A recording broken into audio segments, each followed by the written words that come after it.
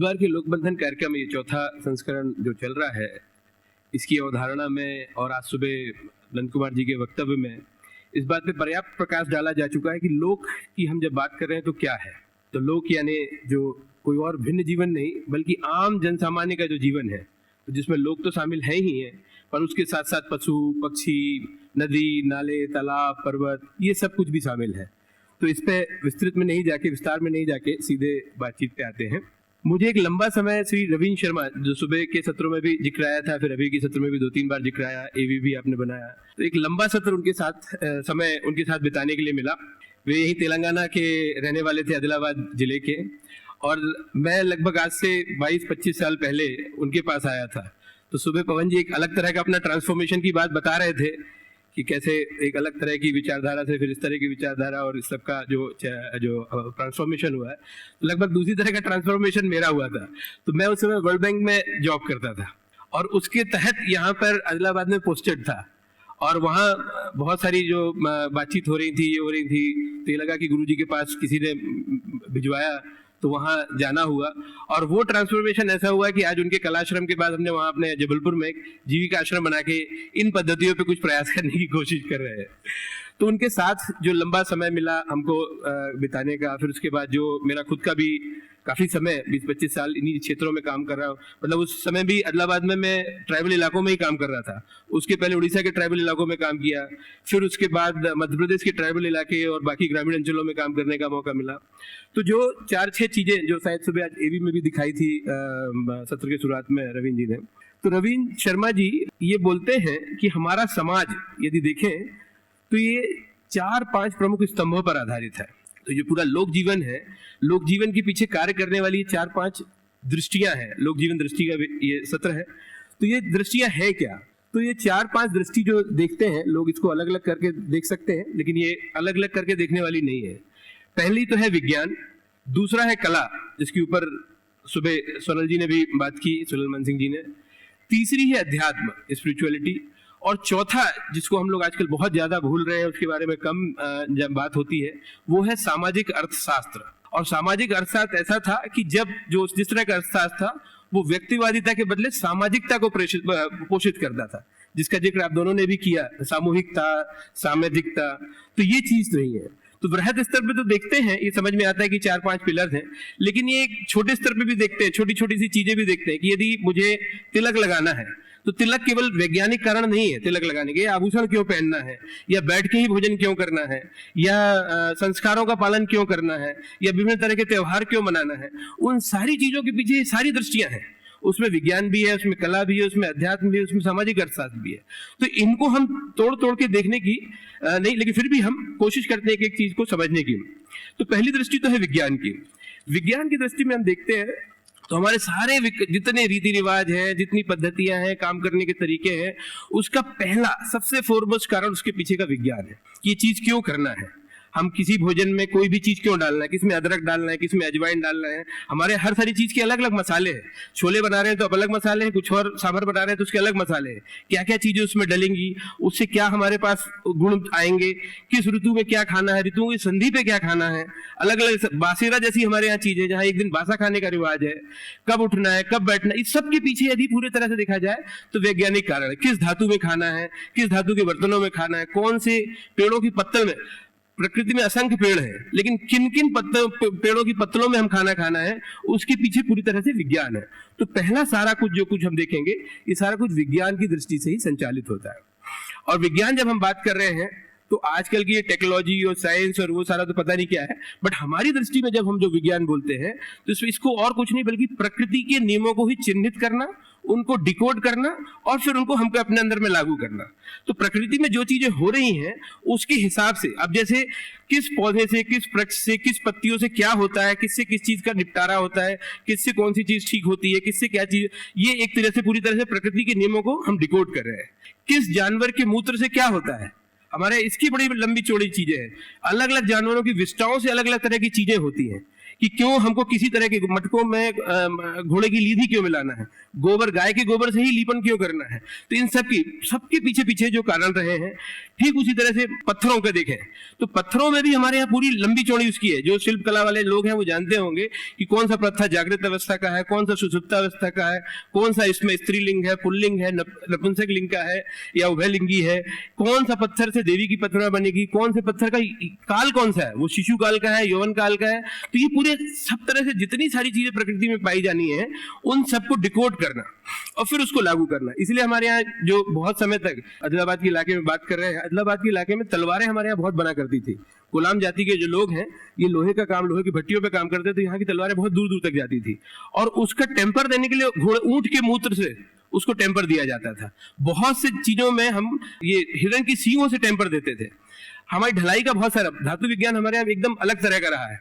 लेकिन धातु विज्ञान में जो सांचे बनाते हैं, कभी सोचा है किस चीज की मिट्टी से बनता है वो धातु विज्ञान जो जिसमें हमको जब मोल्ड करना है तो 1500-1700 डिग्री का टेम्परेचर जिसमें आना है, अच्छी तरह की मिट्टियां उसमें खराब हो जाती हैं, पिघल जाती हैं, कहीं कुछ हो जाता है, थोड़ा सा होगा तो पूरा का पूरा नष्ट हो जाता है। तो जो दीमक जो मिट्टी, जो खाना खा के दीमक जो मिट्टी तैयार करती है, उसी मिट्टी से वो चीज तैयार की जाती है।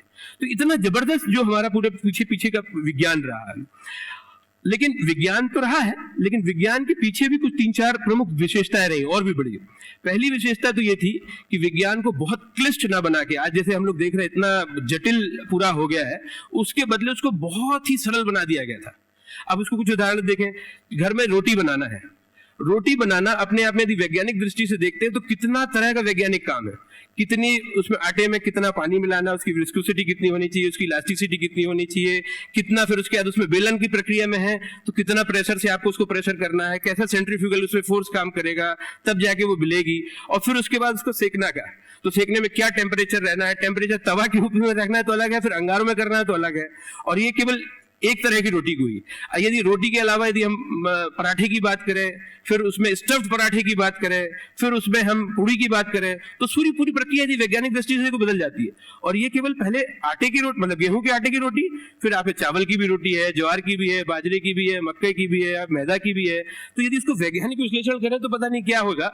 हम अच्छे लोग शायद पीएचडी कर लें, लेकिन हमारे यहाँ 10 साल की लड़की, 12 साल की लड़की, 11 साल की लड़की पूरी सब चीजें बना रही है। कहां से उसके सब में ये चीजें आ रहा है। उसी तरह से हम देखें कारीगरों का हमारा जितना सारा चीज रहा है, इतना जो हमारे लोहार, सुनार, कुम्हार बढ़ ही रहे हैं, ये अपने अपने में विज्ञान का ही एक तरह से पोषक कर रहे हैं। पूरा धातु विज्ञान, लोहार, सुनार हमारे धातु विज्ञानी रहे, जो कसार बोलते हैं उनको, तो वो रहे, वो सारा करते रहे। लेकिन उसके कारखाने आज की तरह के जटिल कारखाने बिल्कुल नहीं थे, इतने सरल, इतने सुंदर कि आप कहीं भी ले जा सके। हम सुनार इसीलिए हमारे घरों में आके बहुत सारी चीजें बना के चले जाते हैं। लोहार अपने घरों में आके आईना जो बनाने की चीज हुआ करती थी, पहले मिरर जो होते थे, लोग घर में फेरी लगा के जैसे जाते हैं तो घर में जाके आईने ढाल देते थे। पुराने आईनों को ठीक करना मरकरी का काम है, इस सब का काम है, बट इतना सरल था कि कहीं भी ले जाए। और ये वही कारीगर है जिनके बदौलत हमारी 25%, 30% वर्ल्ड ट्रेड में योगदान, जो सुबह हम बात कर रहे थे। तो विज्ञान तो है, लेकिन विज्ञान को इतना सरल कर दिया गया था कि उसकी कोई सीमा नहीं थी। आज एग्जीबिशन में सुबह देख रहा था, आप लोग भी जाके देखें, विभिन्न तरह के वाद्य यंत्रों की उसमें प्रदर्शनी है। 2 अलग-अलग भिलाई से एक आए हुए हैं और एक यहाँ पे तिरुमल राव जी है, वो उन्होंने एग्जीबिशन लगा रखी हुई है। इतने तरह की, अपने तरह की साउंड इंजीनियरिंग है, लेकिन घरों में बन रहा है। वो कोई भी आदमी ढोलक बना ले रहा है, कोई भी आदमी खंजरी बना ले रहा है, तंतुवाद, वीणा जो है आम गांव में ऐसे लोग बना ले रहे हैं। वीणा है, एक तारा है, हमारे यहाँ पड़े हुए हैं जो लोगों ने देखे रखे हुए हैं, सितार हैं, ऐसे घर में ही बने हुए, मतलब 2-4 लोगों में जो है। तो ऐसे बहुत बड़ा रॉकेट साइंस ऐसा चीज नहीं है। तो विज्ञान है, लेकिन विज्ञान को इतना सरल कर दिया गया है। दूसरी एक बड़ी चीज इसकी साथ जो रही है कि विज्ञान में हमने प्रकृति के गुण नियमों को डिकोड तो किया, उसका उपयोग किया, पर उसका ज्यों का त्यों हमने इस्तेमाल किया। उसका लेबोरेटरी विकल्प या केमिकल विकल्प नहीं तैयार किया। जहां हमको ऊंट की मूत्र की जरूरत है तो हमने उसका कोई केमिकल विकल्प नहीं बनाया। हमारे मक्खियां जो है, उसकी मक्खियों की विष्ठाओं से वो नींद की गोली का काम करती हैं, तो उसके बदले हमने कोई केमिकल चीज नहीं बनाई। तो ऐसे ढेरों चीजें हैं जो हमने उसके विकल्प नहीं तैयार किए। और जब आप विकल्प तैयार नहीं करते हो तो क्या करते हो, आप प्रकृति में उन चीजों को सहेजते हो। जैसे आज अभी सत्यनारायण जी बता रहे थे, हर लोगों का अलग, नक्षत्रों के हमारे यहाँ पेड़ हैं, राशियों के पेड़ हैं, फिर इन सारी चीजों के पेड़ हैं, जिन जिन जिन चीजों से आपने जो जो चीज बनाने सीखी, उसके केमिकल विकल्प जब आप नहीं बनाते हो तो उन सारी चीजों को आप प्रिजर्व करते हो। ये लगता है कोई भी बच्चा काटता रहता तो बोलता अरे इसको मत काटो रे, इस काम में आएगा, वो ये चीज है उस पूजा में लगेगी, ये चीज उस काम में आएगी। तो ऐसे ढेरों पेड़ों का, प्रकृति की जितनी सारी चीजों का है अपने आप, तो हम प्रकृति के दुश्मन ना बन के अपने आप प्रकृति हमारा पूरक बनती है इस प्रक्रिया में। तीसरी चीज जो विज्ञान के साथ है, जो हम पहली जो कसौटी हमारी चल रही है दृष्टि, कि उसने विज्ञान को महत्व तो दिया पर आज की तरह केवल इसी पे नहीं रुक गया।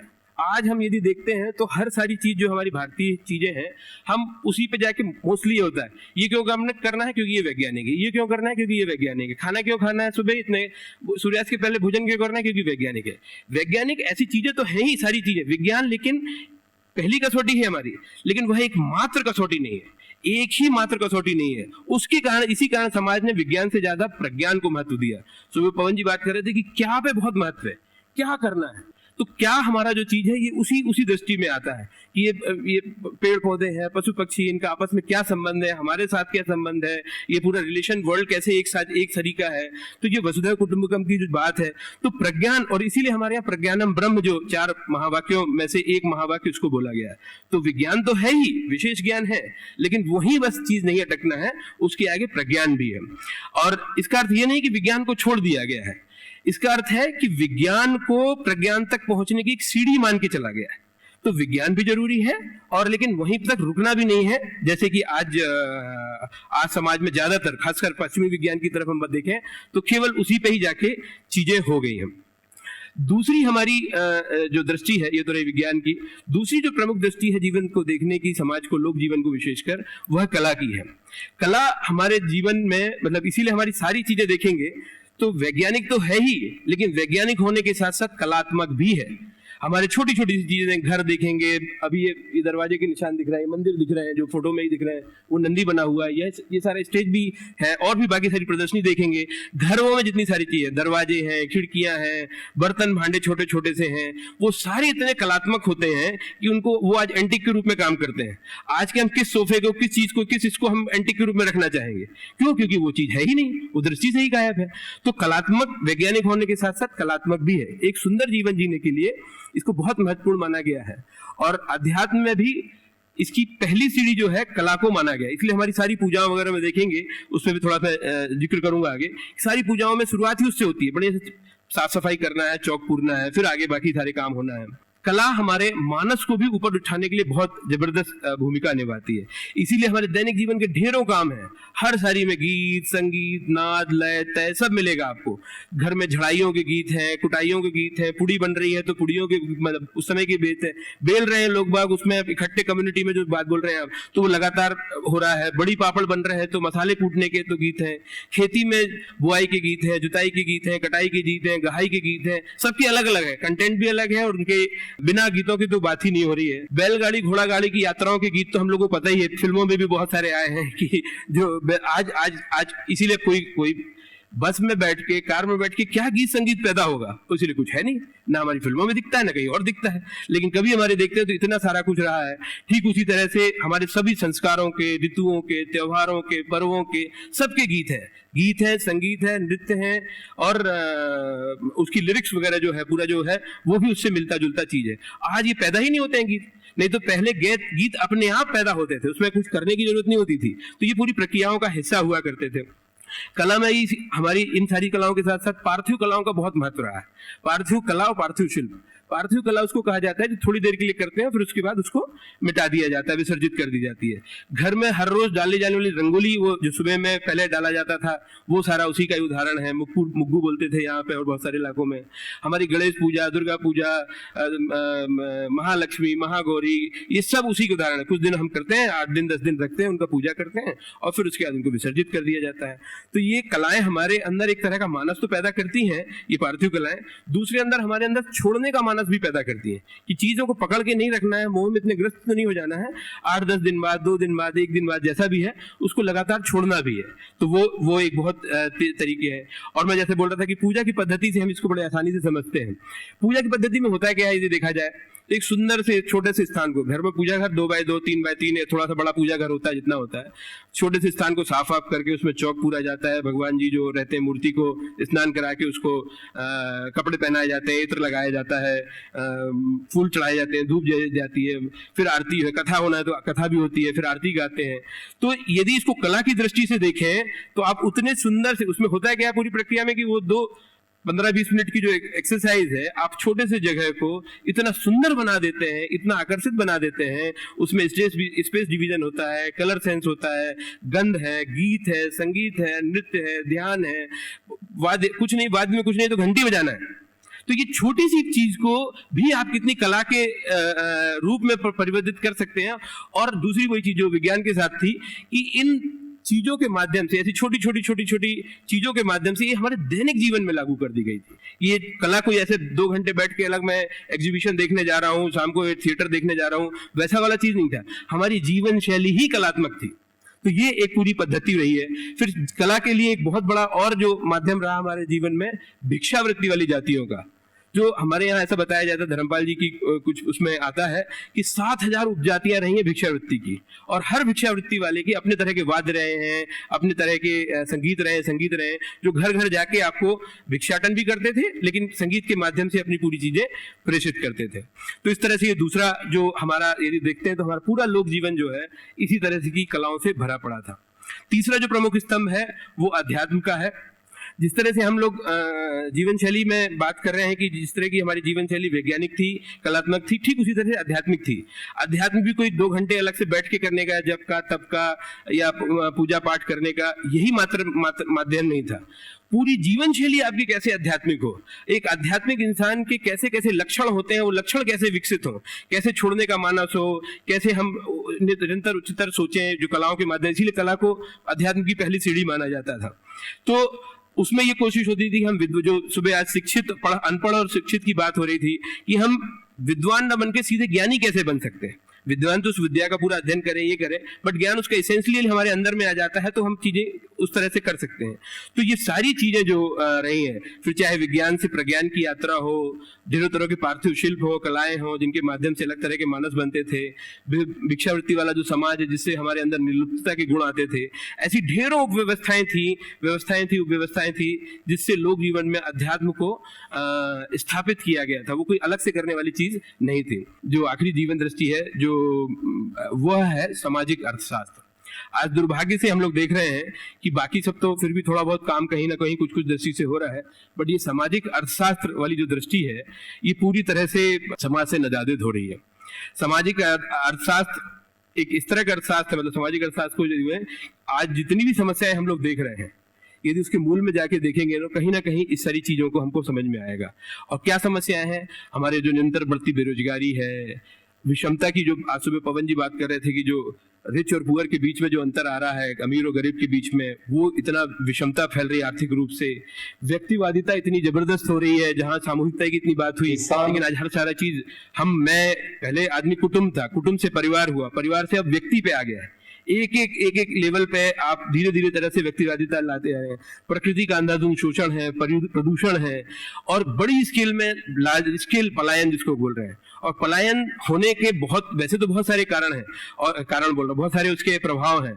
तो व्यक्ति स्तर पे प्रभाव है, परिवार के स्तर पे प्रभाव है, समाज के स्तर पे प्रभाव है, और उससे भी ज्यादा निसर्ग के स्तर पे इतनी समस्याएं, जितनी भी व्यक्ति सामाजिक, पर्यावरणीय, सांस्कृतिक समस्याएं, उनके मूल में कहीं हम जाके देखते हैं तो ये पलायन आपको कहीं ना कहीं मिलेगा। जितने सारे प्रयोग, जैसे मैंने बताया कि जितने सारे प्रयोग कृषि के क्षेत्र में बहुत प्रयोग हो रहे हैं। कृषि में जैविक खेती है, प्राकृतिक खेती है, ऋषि खेती के नाम से बात हो रही है, जीरो बजट फार्मिंग की बात होती है, आवर्तनशील खेती की बात होती है, चिरस्थायी पर्माकल्चर अभी नया कॉन्सेप्ट आया है। तो ये सारे तरह के प्रयोग हो रहे हैं, पर इन सारे प्रयोगों में उपजे अनाज को न केवल बेचा जा रहा है बल्कि प्रीमियम पे बेचा जा रहा है, और उसको प्राउडली भी बताया जा रहा है कि हमारा अनाज इतना अच्छा है कि हम इस पे इतना प्रीमियम ले रहे हैं। और एक ऐसी व्यवस्था, ऐसी हमारी व्यवस्था जहां अनाज बेचना पाप रहा हो, जिस तरह की सामाजिक अर्थव्यवस्था रही हो, वहां पे हम अपनी चीजों को प्रीमियम पे बेच के, ना केवल बेच के बल्कि और प्रीमियम पे बेच के कैसे भारतीय बोल सकते हैं उसको। तो इस विषय में मुझे लगता है सोचना होगा। ठीक उसी तरह से यदि हम देखते हैं आज गुरुकुल में इतनी सारी प्रयोग हो रहे हैं, नए शिक्षा के ढेरों प्रयोग हैं, नित्य नए गुरुकुल खुल रहे हैं, देश में कई गुरुकुलों का जिक्र आता है जो चल रहे हैं, पर इनमें से अधिकतर प्रयोग में गुरु, शिक्षक या आचार्य उनको हमको वेतन पर रखना पड़ता है। शिक्षा में जो भी शिक्षार्थी हैं, जो भी छात्र छात्राएं हैं, उनसे भी शुल्क लेने के लिए बाध्य होना पड़ रहा है। जिस देश में शिक्षा एक दान की चीज रही है, विद्या एक दान की चीज रही है, वहां इस तरह के गुरुकुल प्रयोग होके हम उनको कैसे भारतीय बोल सकते हैं? किस दृष्टि से उनको हम आज लोक में भारतीय की श्रेणी में दे सकते हैं?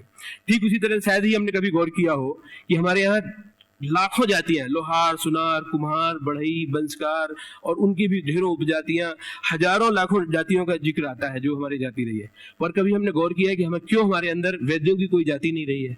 वैद्य, हर जाति के लोग वैद्य होते थे, हर जाति के लोग वैद्य हो सकते थे। क्यों? क्योंकि इसको हमने कभी धंधा नहीं माना, कभी कोई पेशा नहीं माना, कोई हमने इसको ऑक्यूपेशन नहीं देखा, उस दृष्टि से देखा ही नहीं।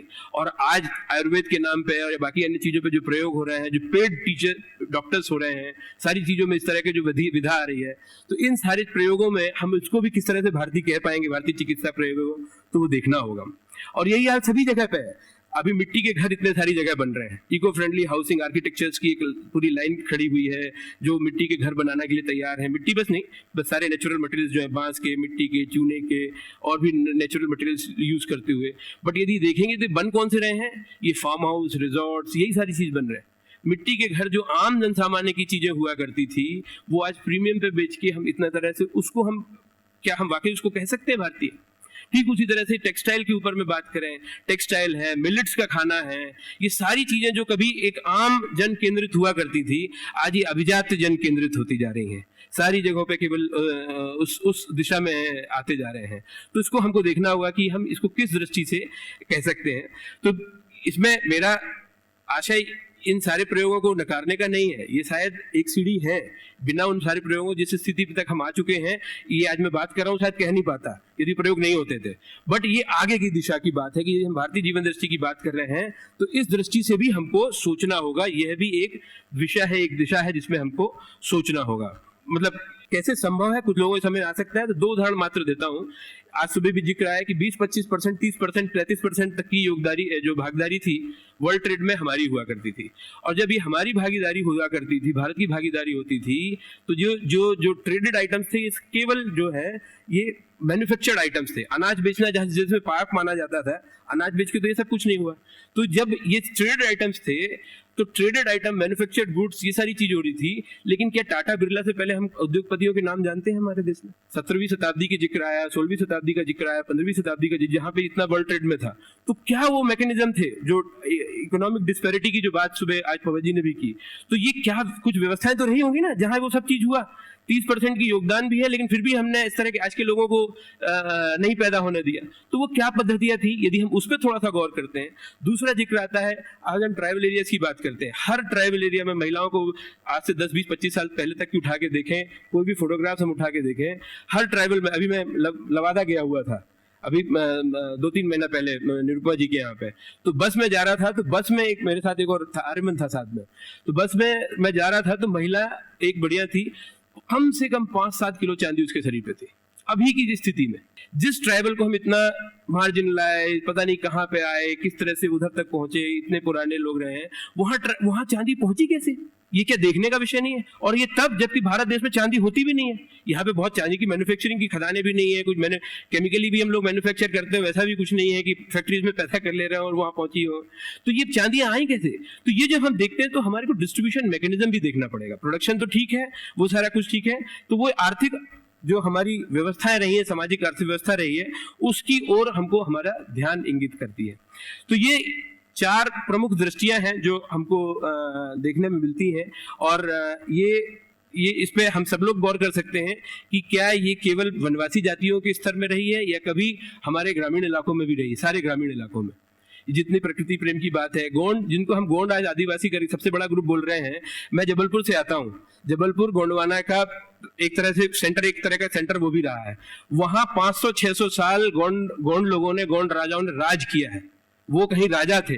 रानी दुर्गावती जिक्र का आता है जिसमें अकबर से लड़ाई की हुई थी, आज वो आदिवासी बन के बैठ गए हैं। किस तरह से आदिवासी बने हैं, क्या आदिवासी बनने की प्रक्रिया, कोलाम सिंह के जिक्र कर रहे हैं, जिनके यहाँ का लोहा चांदी, जो लोहा सी जो तलवारें होती थी पता नहीं कहाँ कहाँ जाती थी, आज प्रिमिटिव ट्राइब्स के रूप में है। कितने सारे जो बंजारे हैं, लंबाड़े हैं, वो बहुत सारी जगह एसटी कम्युनिटी, जो हमारा पूरा ट्रांसपोर्ट, लंबाड़ा नमक का पूरा व्यापार करने वाले लोग थे। भारत का सारा व्यापार में जो ट्रांसपोर्टेशन का काम था बंजारा लंबाड़ों का हुआ करता था। आज कहीं पे आदिवासी हैं, कहीं आदिवासी का एप्लीकेशन देके रखा है कि हमको भी आदिवासी वाली कैटेगरी में शामिल किया जाए। तो ये कुछ चीजें हैं, मुझे लगता है इसको देखना होगा कि ये हम कितना विभाग इसमें कर सकते हैं और कितना नहीं कर सकते हैं। धन्यवाद।